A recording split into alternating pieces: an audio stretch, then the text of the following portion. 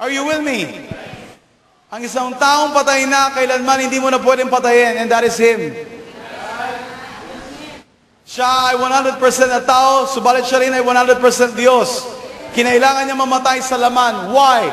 Upang sa ganon, kailanman hindi na siya mapatay ng alin ng sanlibutan ito. Hello? It's because kung meron mang una sa lahat na pumapatay sa ating mga tao, walang iba kundi ang kasalanan. That's why hindi siya namatay dahil sa kasalanan. Listen to me.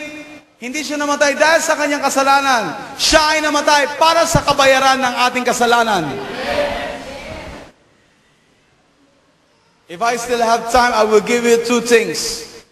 If I still have time. But I need to finish this first. This is very important. Are you with me? Are you okay? Did you remember the book of Luke or Matthew chapter 4? Remember that? Open your Bible. Matthew chapter 4. About the temptation of Jesus in the wilderness. Did you get that? Are you familiar with that? Okay, that's good. Everybody look at me.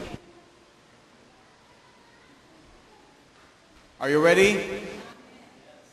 The purpose of that temptation, ang purpose ng temptation na yan in the wilderness, you know what? Para sabihin kay Satanas, listen to me, na hindi na siya magtatagumpay. Did you understand that? Bakit ko kailangan sabihin yun sa inyo? It's because the time ng Genesis, if you remember the first Adam, and Jesus is the last Adam. Amen.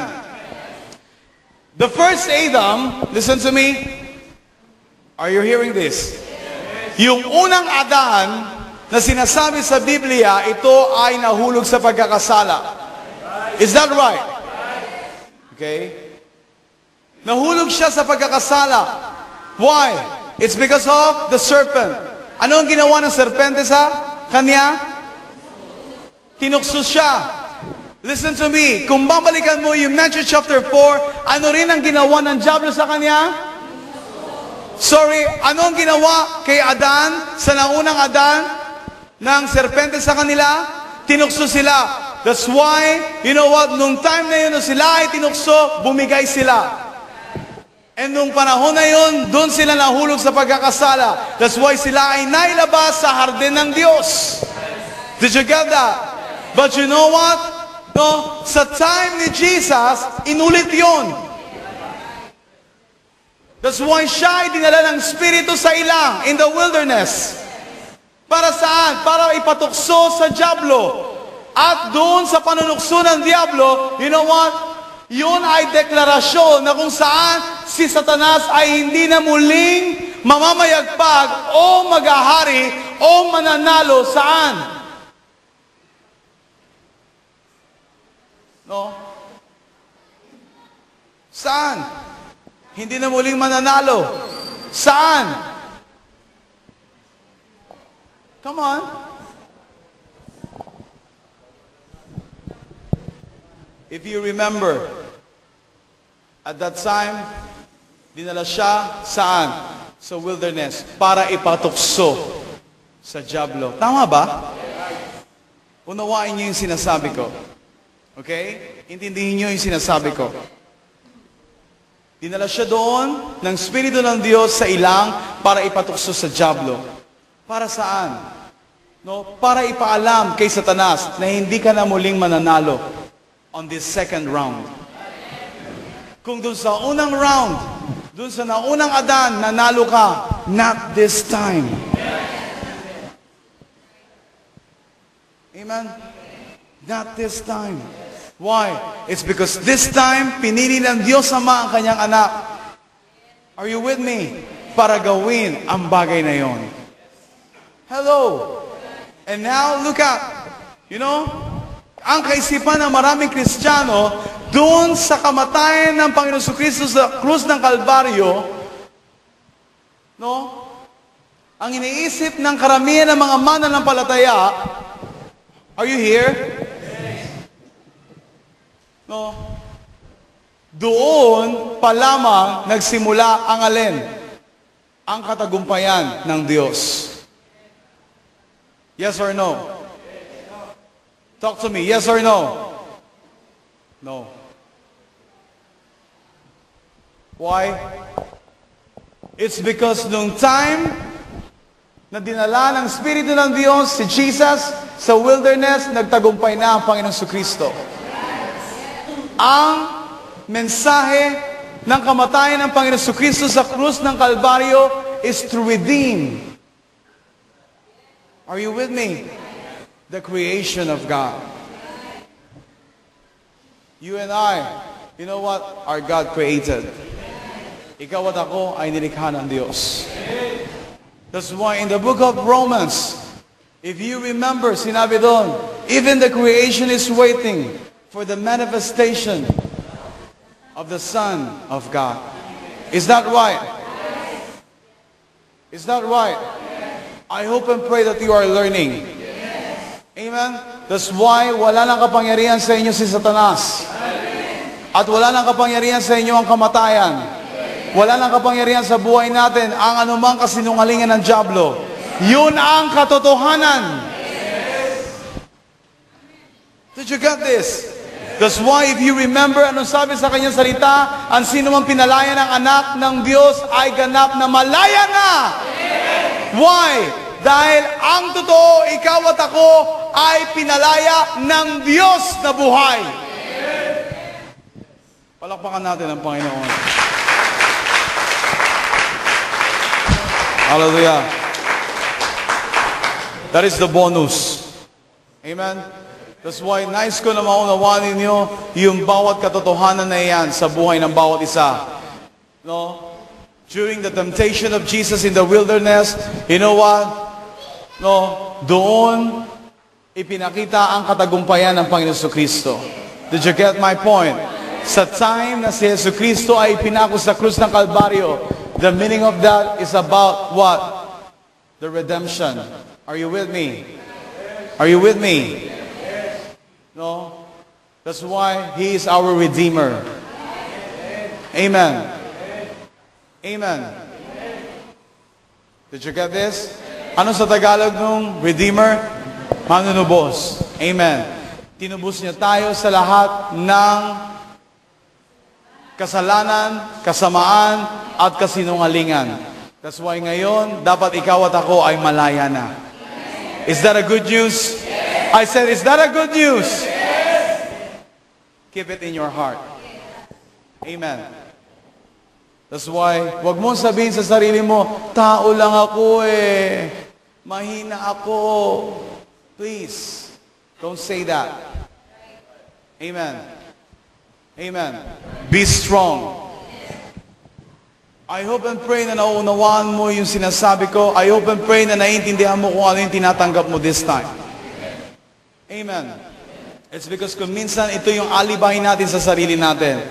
Tao lang ako. Anong magagawa ko? Mahina ako sa kasalanan. Mahina ako sa temptasyon. Who told you?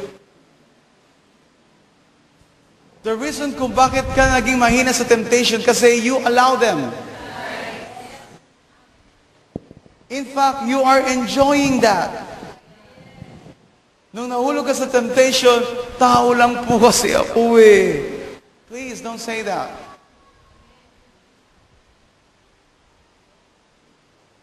About 2 weeks ago or 3 weeks ago, when the Lord tested me about that. 10 years ago, are you with me? No? Yung huli kong pakikipag-usap dun sa ex-girlfriend ko.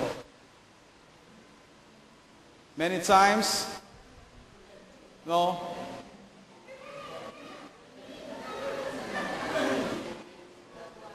Many times, that is your problem. Pagdating sa laman, alive na alive kayo. Just try to listen first, amen? Before you react, okay? So, nandun pa lang ako sa introduction and then nagre-react na kayo. Why? It's because you have already received a revelation. Tama ba? pagdating sa laman, meron kang kapahayagan. Pero pagdating sa salita ng Diyos, hindi ka makakuha ng kapahayagan. It means something wrong with you. Try to listen to me first, okay? I know na naiintindihan niyo ako, but this time you listen first. Amen? Okay. No, this time, isipin niyo na wala kayong alam. Just listen to me, okay? Can you do that? No? Okay? About 10 years ago, nung huli ko itong nakausap. That is my ex-girlfriend. And of course, obviously, kilala ng asawa ko yon. No, it's because, tawag dito, naging friend niya yon. So that's why meron silang, tawag dito, relasyon sa isa't isa. Okay? No? But 10 years ago rin, no, nung ako, tawag dito, ay, what is that? Pumasok sa full-time ministry. Are you with me? No? Nung ako ay pumasok sa full-time ministry, totally, no, wala akong relasyon sa kanya. Okay? But after 3 years, nung ako ay pumasok sa full-time, no, nung ako personally ay naka-receive, almost 8 years. Or sorry, 9 years. Okay? Nung ako ay naka-receive, no, kung sino yung mapapangasawa ko at hindi siya yon. Are you with me? To make the long story short, no, ikinasal kami ni Pastora. Why? It's because siya yung ibinigay ng Diyos sa buhay ko. Okay? And now, no, isang buwan na yung nakakalipas mula ngayon, no, nung tao na ito, tao dito ay bigla na lang sumulpot doon saan? Sa usapan namin uling mag-asawa. First, nag-send siya ng email sa akin, and then doon sa email na yon, tao dito, nire-request niya na makipag-meet sa akin o sa amin dalawa para makipag-usap. Nag-usap kami mag-asawa, sabi namin walang problema na makipag-usap sa kanya. Why? It's because tapos na yon. Are you with me? Amen? But the problem is this. No? Ang problema niya, ito. Hindi ko problema, hindi namin problema mag-asawa. Ang problema niya, no, after niya makipag-usap, okay, by the way, no, so hindi muna yung problema. So after that, maybe 2 weeks after na ma-receive ko yung email, bigla siya nag-appear dun sa chat. Okay? Noong time na yon, kausap ko si Larry sa chat. It's because meron kaming pinag-uusapan, and I think si Son. It's because dun ako, kung minsan nakikipag-usap kay Larry, kung meron ako mga ipapagawa sa kanya. No? Para makasave ako sa load. Okay? No? So bigla nag-appear yun sa chat, and ang sabi niya, pwede ba makipag-usap sa'yo? Or magpapaalam muna ako sa asawa mo. Sabi niya gano'n. Sinagot ko siya, walang problema na kausapin mo ko. Why? It's because alam naman ng asawa ko na nag-send ka ng email sa akin, and then sinabi ko yun sa kanya. At nag-usap na kami na walang problema rin na makipag-meet sa'yo sa madaling salita. Hanggang dumating doon sa punto, sabi niya gano'n, pwede ba kita makausap ngayon sa phone? Sabi ko, no problem. Binigay ko yung cellphone number ko. And you know what? Nung time na yon, alam ng Diyos yung integridad ng puso ko. Kinausap niya ako sa madaling salita doon sa phone. And then habang nag-uusap kami doon sa telepono, tawag ito, meron siya mga ino-open. No? By the way, she is married already. No? And meron na siyang 2 anak din at the same time. No? Habang nag-uusap kami, no, tawag dito, sinasabi niya kung ano, tawag dito, yung mga naranasan niya in the past. Did you get this? And by the way, she is also a Christian. No? Na tawag dito, na, you know what? Until now, punong-puno siya ng galit sa puso niya, punong-puno siya ng kung ano man sa puso niya. No, hindi niya maibigay yung 100% niya saan? Sa asawa niya. To be honest with you, isa lang ang sagot ko. Anong gusto mong marinig sa akin? The Lord gave me wisdom on that moment. Sa lahat ng sinabi niya, yun lang ang sinabi ko. Anong gusto mong marinig mula sa akin? In fact, sinabi niya, that is a good question. Yeah, that's right. That is a good question. Amen? Why? It's because anong gusto mong marinig sa akin after 10 years? But I want you to listen to me. Sabi ko ganun sa kanya. Una, after 10 years, I'm expecting from you na nakapag-move on ka na. Is that right? Why? It's because isang bagay yung gusto kong maunawaan niya at ipinaalam sa kanya. Ano yun? yung Ronnie na kilala mo noon, patay na yon. Why? It's because ngayon, meron ng panibagong Ronnie. That's why sabi niya sa akin, "Oh, I'm sorry, Pastor, I'm sorry." Listen to me. You know what? Noong time na yon, I know it is also a testing from God. True. No? Bakit ko sinabi na it is also a testing? First, tinitignan ng enemy kung pwede siya makapasok. No? And then the second, tinitignan din ng Diyos kung ano yung tatayuan ko. Nung araw na yon, ako lang mag-isa sa bahay. Nung time na yon, si Pastora nasa work. Immediately, hindi ko pwede masabi sa kanya, why? It's because nasa work siya. But you know what? The Lord gave me wisdom again. And then habang sa nagsasalita siya, tawag dito, hindi ko na halos maintindihan yung mga sinasabi niya. Why? It's because hindi dahil sa hindi ko maintindihan, kundi may mga sinasabi siya na ayaw ko nang intindihin. Why? It's because ayaw kong ipasok yun sa sistema ko.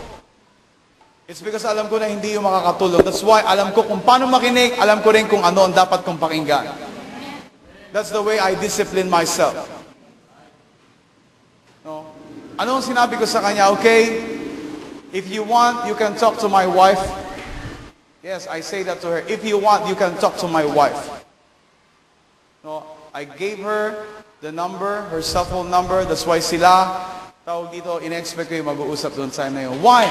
That is my, what? Yun yung aking safety net. Tama po ba? Para ako ay maging safe. Amen? It's because hindi ko kinakailangan na tumagal na makikipag-usap sa kanya. But to be honest with you, no, noong time na yon, sinabi ko din sa asawa ko lahat yung detalye na pinag-usapan namin. No? That's why, sabi ko, I thank God. Why? It's because alam ko, you know what? Alam ng Diyos, no, na naipasa ko yung test na yon. It's because, to be honest, pwede ko bang ilihim sa kanya yon? Talk to me. Pwede ko bang ilihim sa kanya yon? Yes, pwede. Tama ba? Pwedeng-pwede. But you know, pinili ko na hindi ilihim sa kanya. Why? It's because alam ko, yun ay pain lamang ng kaaway. That's why every day you must die to yourself. Dapat mong matutunan, dapat natin matutunan na patuloy tayong mamatay sa laman. Amen. That's why one time, nag-email siya uli kay Pastora. Kay Pastora na siya nag-email ngayon. I thank God for that. Sabi sa akin ni Pastora, "Love, basahin mo muna kung ano yung sinasabi. Why? Mukhang galit siya sa'yo." Sabi, for me, hindi ako na-apektuhan doon sa bagay na, so what? Wala akong ginawa sa kanya para ikagagalit niya. But I know yung scheme ng enemy. Are you with me? One of the reason I believe kung bakit siya masama ang loob sa akin, why? It's because this time, you know what? Hindi ko pinapansin yung alin, yung nasa puso niya. In fact, hindi ko na kailangan pansinin. Why? Meron siyang Diyos. Yun ang dapat na mag-settle sa kanya. In fact, kung talagang Kristiyano siya, yun yung dapat na mangibabaw sa puso niya. Hindi niya ako kailangan. Ang kailangan niya, Diyos. Hindi ako Diyos. At hindi ko pwedeng, you know what, pakialamanan yung role ng Diyos sa buhay niya. If I do that, I tell you, hindi ko alam kung saan ako dadamputin.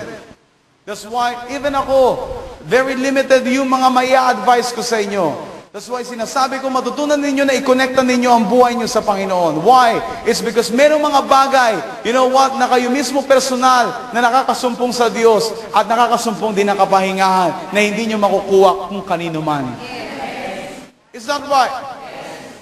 That's why kung meron man akong isang bagay na dapat, you know what, na patuloy na ilagay sa puso't isipan ko, yung patuloy na paglago ng pagkatakot ko sa Diyos.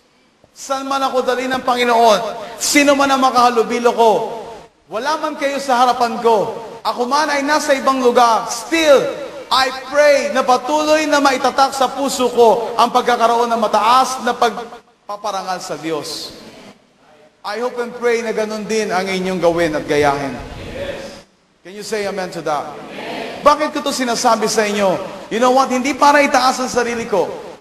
But the reason kung bakit ko ito sinasabi sa inyo is because hindi nyo alam, you know what? May mga bagay-bagay na ipinapadala ang Diyos sa inyong buhay para lamang ma-check ang integridad ng puso natin. Kung minsan sinasabi natin, ano ba naman jablong ito? Listen to me. You know what? Hindi na siya pwedeng magtagumpay. Why? It's because tinalo na siya ng Panginoon Kristo. That's why wala na siyang kapangyarihan sa buhay mo unless bibigyan mo siya ng kapangyarihan ngayon sa buhay mo. At yun ay malaking pagkakaiba. The reason kung bakit nagiging mananagumpay ang kaaway sa buhay ng isang tao dahil binibigyan siya ng tao ng kapangyarihan. Instead ang tingin sa kanya ay isang maliit na serpente. You know what? If you're going to read in the book of Revelation, you know siya ay naging dragon na. Yung ba ay totoo? No! It's just an imagination. It's only on the mind of the people. That's why I'm telling you these things. Bakit? Upang sa ganun maging ganap ang pagpapalaya ng Diyos sa buhay ng bawat isa sa inyo. Kung minsan meron kayong madilim na nakaraan, but you know what? Hindi importante yun sa Diyos. Ang importante sa Diyos yung ngayon. Did you get my point? So what kung ilan na naging girlfriend mo? So what kung ilan na naging boyfriend mo? Hindi yan ang importante sa Diyos. Ang importante sa Diyos, ngayon, kaya mong ibigay ang buo mong sarili sa Kanya. Dahil ang pinakamahalaga sa Kanya, yung puso't isipan mo ngayon. Lord, you are my King. When you say that, alam mo sa puso mo, kaya mong ibigay ang lahat sa Kanya. Can you say amen to that? Palakpakan natin ang Diyos. Amen? That's why ang sino man, listen to me, ang sino man, pinalaya ng anak, ay ganap na malaya na. That's why hindi na maaari pa na ikaw at ako ay linlangin muli ng kaaway. It's only on your mind. Kailanman, hindi na magiging mananagumpay ang kaaway sa inyong buhay. Do you believe on that? I said, kailanman, hindi na muli magiging mananagumpay ang kaaway sa inyong buhay. Why? It's because of the name of Jesus written in your heart. Dahil sa pangalan ng Panginoon Kristo na isinulat sa puso ng bawat isa sa atin. That's why if you're going to open your heart right now, anong pangalan na nakapaloob? I hope and pray, isa lang. That is the name of Jesus. The name above all name. Hallelujah. Can you give me 5 minutes more? Amen.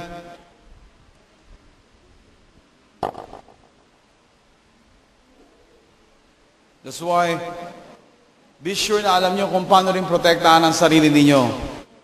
I tell you, siguraduhin nyo na alam nyo kung paano protektahan ang sarili ninyo. It's because kung hindi nyo alam kung paano protektahan ang sarili nyo, listen to me, ikaw na ang nagbigay ng pahintulot sa kaaway para ikaw ay malinlang. That's why kung minsan, you know what, may mga bagay na hindi ko kailangan pakinggan. May mga bagay na hindi ko kinakailangan tanggapin as long na alam ko na hindi makakabuti para sa akin. I know how to protect myself. I know how to protect my family. And I know how to protect you also by God's grace. That's why be sure that you know how to listen to your shepherd. Be sure that you know how to listen to the Holy Spirit. Be sure that you know how to obey, most especially to His word. Can you say amen to that?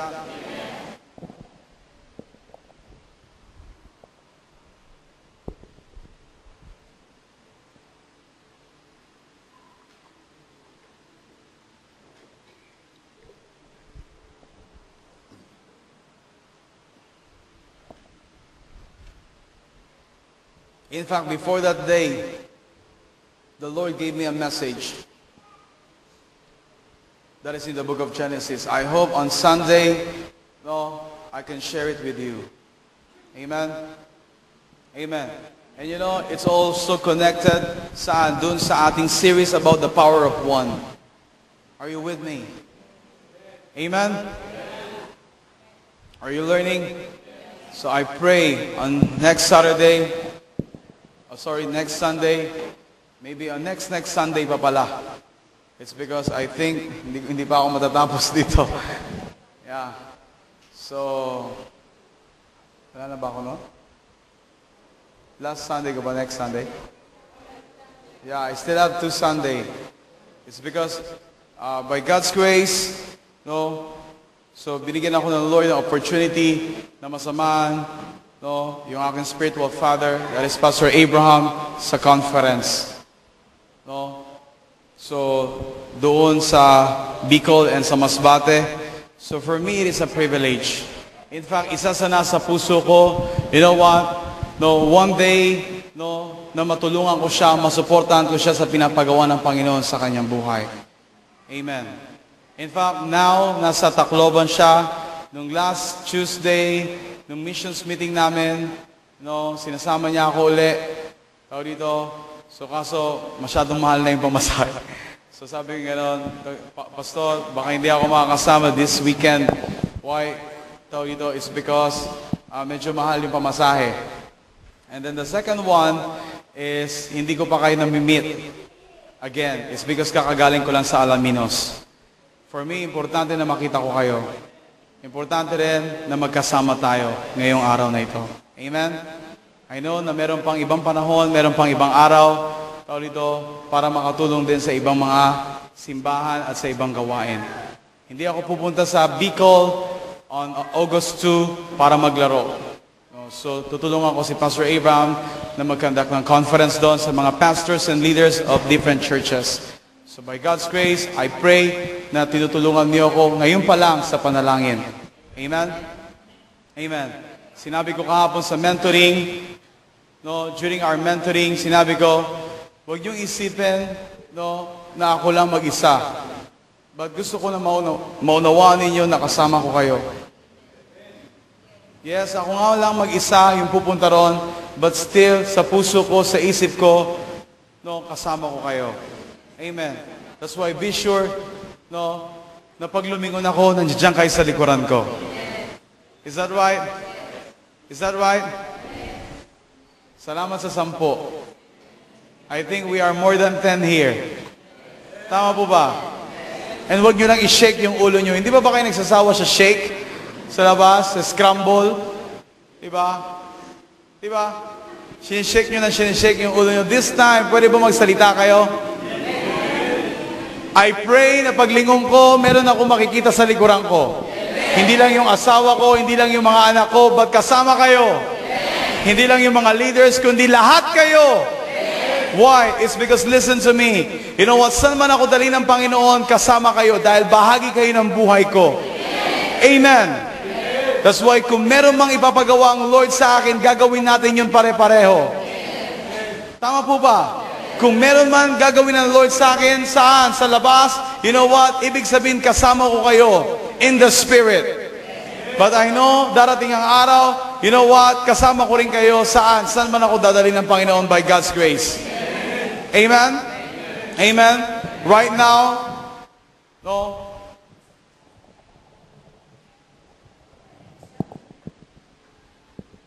Kung ako lang yung mag-isa, I tell you, I hope and pray, no, na still kasama ko pa rin kayo. Kung ako man yung mag-isa lang na pupunta sa Bicol, but still kasama ko pa rin kayo. Salamat sa 3. Diba? Until now, hindi nyo pa rin ako kabisado. Makulit ako. Tama ho ba? Why? The reason kung bakit ka binigyan ng bibig para magsalita. That's why ang bibig nilagay sa mukha. Para habang kayo nakaupo, nakikita. Tama ba? At naririnig yung pwede nyong sabihin. Amen? Don't you know that is a wisdom also? Hindi nilagay ng Lord sa likuran ng ulo ninyo yung mga bibig ninyo. Why? It's because once na nakaupo ka, can you imagine yung likod mo nagsasalita? But you know, God is so wise. Why? It's because yung mga mata ninyo, no, yung ilong ninyo, yung bibig natin, nilagay sa harapan ng ating mukha. Tama ba? Bakit? Habang may kausap ka para makita kung ano yung expression ng mukha mo. That's why, ano man yung expression ng ating mukha, hindi natin pwedeng pasinungalingan. Ibig sabihin, once na meron tayong sinasabi, makikita immediately kung nag-a-agree ka o hindi. Why? It's because once na nag-agree ka, ibig sabihin din, makikita yung expression ng mukha mo. Pero kung pakiramdam mo, wala kang pakialam, I tell you, makikita rin sa expression ng mukha mo. That's why sometimes sinasabi ko to sa inyo directly. Why? It's because hindi ako nagtatago ng nararamdaman ko. Or else, hindi ako makakatulog. That's me. Better for you na maunawaan nyo kung ano ang inyong pastor. Amen. That's why immediately, once na meron ako narinig, I tell you, hindi pwedeng makalagpas sa akin. Why? It's because immediately you have to say that to me. You have to tell that to me. Amen.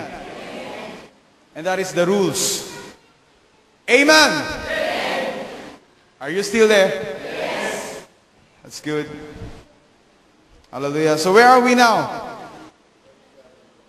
We're still here in the house of God, I know. Amen. Saan na tayo? Nalalaman kong lahi kayo ni Abraham, gayunman, pinagsisikapan ninyo akong patayin sapagkat walang pitak sa inyong puso ang aral ko. Amen? That's why siguraduhin natin, listen to me, you know what? Na sa bawat salita ng Diyos, meron itong puwang sa puso natin. Or else, no, pinapatay natin ang alin? Ang salita ng Diyos sa ating buhay. Pinapatay natin ang ating relasyon sa Kanya. The moment na meron tayong relasyon sa Kanya is because once we allow His Word na patuloy na maisulat sa ating mga puso. Is that true? That's why if you're going to read this verse, I know that you are Abraham's descendant. Sino ang kausap niya rito? Yung mga Pariseo at Saduseo. Yung mga Jews. Are you with me? Now look at here, sabi rito, yet you seek to kill me. Bakit niya sinabi ngayon? No? Yet to seek to kill me. Are you with me? Ano yung dahilan? Why? Sabi rito, no? You will, what? Sorry? Because my word has no place in you. That's why be sure, ang salita ng Diyos ay merong lugar sa inyong buhay. I will say it again. Siguraduhin mo na ang salita ng Diyos ay merong puwang sa inyong mga buhay. Ano ang puwang ng salita ng Diyos? Saan ang puwang ng salita ng Diyos sa inyong buhay? Siguraduhin mo na ito ay mananatili sa inyong mga puso at sa inyong isipan. Dahil kung ang salita lang ng Diyos ay ito ay mananatili sa inyong tenga, I tell you, mamaya, paglabas nyo, iba na naman ang inyong maririnig. Tama po ba? That's why ang Kristiyano o mga Kristiyano sa ating panahon ngayon, you know what, hindi sila nagbabago. Hindi rin sila lumalago sa katotohanan. Why? Dahil ang karamihan sa atin ngayon, you know what, ay nagiging religiosity lamang or religious. I remember this. You know the story of the fig tree? You know that? If you remember, nung ito ay nilapitan ni Jesus, hinanapan niya ito ng bunga. At nung wala siyang nakita, kinurse niya ito at ito ay namatay. Amen? Don't you know kung ano yung ginawa ni Jesus? Alam niyo ba yung kung ano yung ginawa ni Jesus? It is a prophetic declaration. Saan? Na binigyan niya ng katapusan ang spirit of religiosity sa buhay ng mga tao. Where did I get that? Balikan natin in the book of Genesis. Remember, nung time na si Adan at si Eva ay nagkasala. Hello? Are you familiar? Nung si Adan at si Eva ay nagkasala, you know what? Ano ang ginawa ni Adan at ni Eva? Pumitas sila ng dahon. And kung nabasa nyo, on that chapter also, that is in chapter 3 of Genesis, no? Pumitas sila ng dahon ng fig tree. At ito ay kanilang ipinantakip sa kanilang hubad na katawan. In fact, nung hindi pa nila napipitas, yung alin, yung ipinagbabawal na bunga, the fruit of what? Knowledge and good. Okay? Are you with me? So, ibig sabihin, nasusundan ninyo ako, okay? No? Nung hindi pa nila yun napipitas, you know what? No? Wala pa ang alin. Yung kaunawaan patungkol sa mabuti at masama sa kanila. That's why hindi nila alam kung hubad sila o hindi. Ibig sabihin, walang mali siya sa kanilang kaisipan. Did you get this? Did you get this? It's because ang mali siya, ito ay kasalanan. Ito ay kasamaan. Saan? Sa isipan ng tao. Did you get this? No? Wala pang mali siya nung panahon na yon. But the moment na ito'y kanilang pinitas, anong nangyari? That's the time na itinago nila ang kanilang sarili. Why? It's because if you remember, sinabi sa Bible, nung sila ay tinatawag ng Panginoon habang ang Diyos ay naglalakad sa hardin ng Diyos, tinawag sila. Okay. Anong sabi? Nasaan na kayo? Subalit, ang sagot ng dalawa, no? Sila ay nagtatago. Tama po ba? Why? Dahil sila ay hubad. Ibig sabihin, alam na ng Diyos na pinitas nila yung ipinagbabawal na bunga. And you know what? Ang ipinagtakip nila sa kanilang katawan is what? Yung dahon ng fig tree sa araw na yon. Na kung saan ito ay nagsisignify saan? Doon sa tinatawag na spirit of religiosity. What is the meaning of spirit of religiosity? Natakpan ang kasalanan ng tao o ng sangkatauhan. O para takpan ang kasalanan ng sangkatauhan sa buhay ng bawat isa sa atin.